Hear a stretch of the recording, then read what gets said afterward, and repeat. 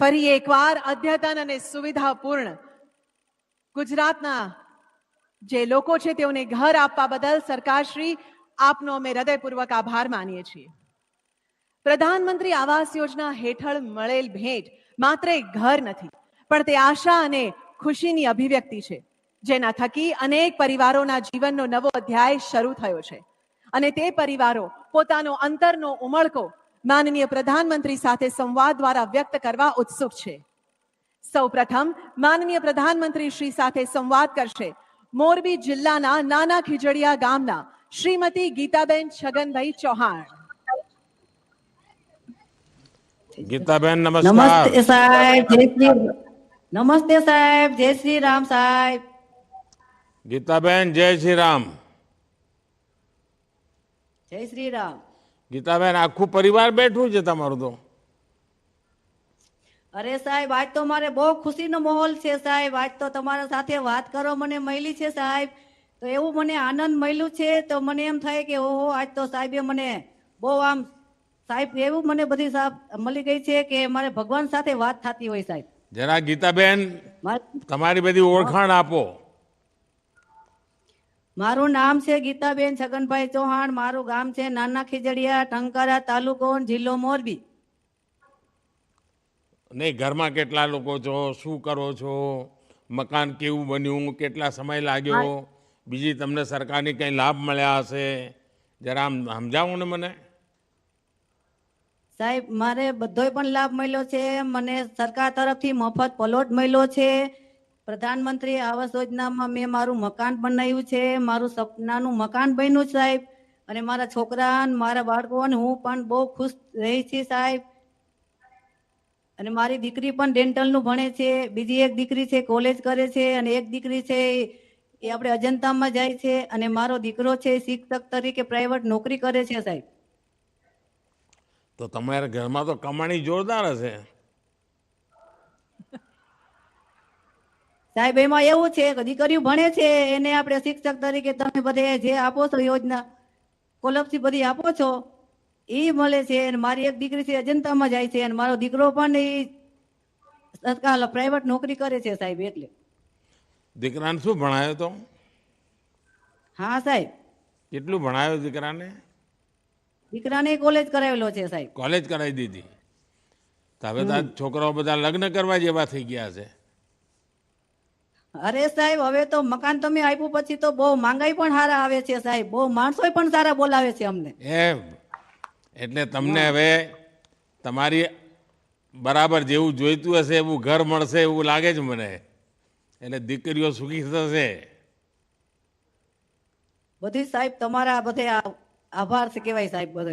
એમાં એવું છે બેન, તમે બાળકોને જે રીતે મોટા કરી રહ્યા છો, એમને શિક્ષણ અને સંસ્કાર આપી રહ્યા છો, આ તમારી મોટામાં મોટી મૂડી છે. હા સાહેબ. આ ઘર તો ઘર ભલે તમે પછી બનાવ્યું, પણ બાળકોની જિંદગી પહેલા બનાવી તમે. હા સાહેબ. આ મોટું કામ કર્યું છે. તમે પોતે કંઈ કરો છો કે ગીતાબેન? હા સાહેબ, હું એમિટેશન નું ઘરે કામ કરું છું સાહેબ. શેનું કામ કરો છો? એમિટેશન નું. અચ્છા, ક્યાંથી કામ મળે છે તમને? ટંકારાથી સાહેબ. અચ્છા ગીતાબેન, રાશન ને આયુષ્માન ભારત ને આ બધી જે યોજનાઓ છે એનો કંઈ લાભ મળ્યો છે તમને? હા સાહેબ, મને બધોય પણ લાભ મળેલો છે સાહેબ. શું મળ્યું છે પાણીની જરા સુવિધા કહેશો? છે, પાણીની સુવિધા છે, રેશન કાર્ડની સુવિધા છે, આયુષ્માન કાર્ડની પણ સુવિધા છે સાહેબ. અને મને બધો પણ લાભ સરકાર તરફથી બધો લાભ આપેલો છે સાહેબ. અને અનાજ જેટલું નક્કી કર્યું છે સરકારે એ તમને સમયસર મળે છે? હા સાહેબ, બધું મળે છે સાહેબ. મફતમાં મળે છે? હા સાહેબ. અને જે એની ગુણવત્તા હોય, આપણા ઘરમાં બધી સારી જાતની બધી વસ્તુ આવે છે કે પછી ગમે તો તમને ભેળવી દે સ્થાનિક પેલા સરકારમાંથી? સારું મળે છે? બહુ સરસ મળે સાહેબ. એમ ખાસ શું ઘરમાં આમ શું રોજ રાંધો? આપણે ગુજરાત વાળા તો ખીચડી ખાય. હા સાહેબ, અમે ખીચડી દાળ ભાત ને શાક રોટલી ની જ ખાઈ છે સાહેબ. હા, બાળકોને ભણાવીને શું કરાવવા માંગો છો?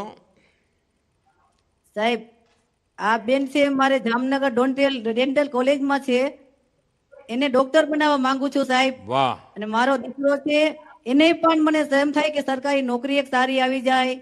મારી એક દીકરી મોટી અજંતામાં જાય છે, એ બહુ એને કોલેજ કરેલી છે સાહેબ. મને એમ લાગે છે કે મારા દીકરાનું સપનું બધાયનું બની જાય, મારી દીકરીનું, એવી દુઆ માંગુ છું સાહેબ. પણ આ ઘર તમારું આમ બહુ લાગે છે ભવ્ય. હા સાહેબ, ઈ મારું ઘર છે, મારું સપનાનું ઘર બન્યું છે સાહેબ. વાહ, ચાલો, તમારી જોડે વાત કરીને ખૂબ આનંદ થયો. અને સરકારની યોજનાઓનો લાભ સાચી જગ્યાએ સાહેબ. પહોંચે ને પરિવાર એ યોજનાઓનો લાભનો વ્યવસ્થિત ઉપયોગ કરે તો કેટલો બધો વિકાસ થાય છે.